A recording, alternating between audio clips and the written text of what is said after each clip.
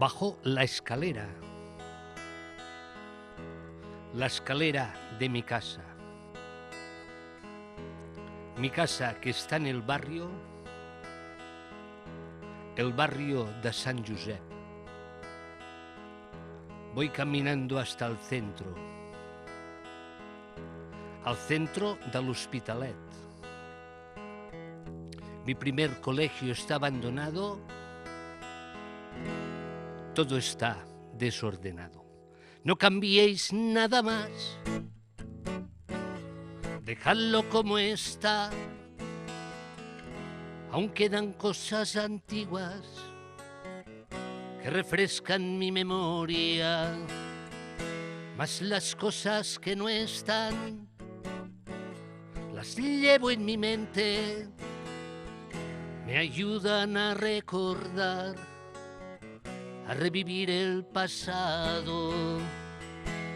Devolvedme los adoquines que ahora son asfalto, las luces y sombras, los aromas y colores, la fuente de agua que aún está en la esquina, el muñeco Michelin de los neumáticos Mata, la tienda de los garbanzos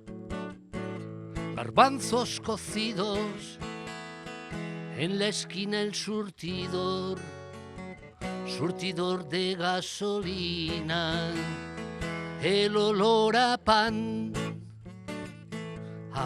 de la espiga, sacan grandes cestos de chuscos de pan. Rambla del Hospitalet, Rambla Justo Oliveras, la casa de las galletas Solsona.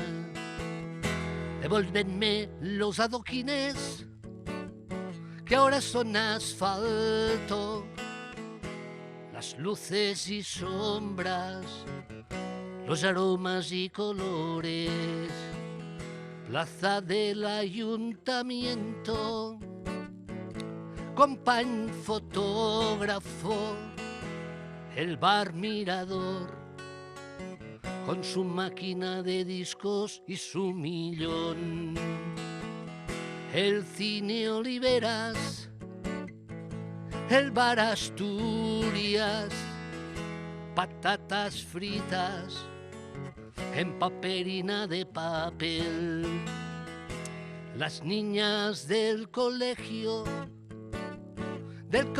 las monjas, con su uniforme ajustado y sus faldas cortas, la parada del Oliveras, la granja Sule, con sus platos de nata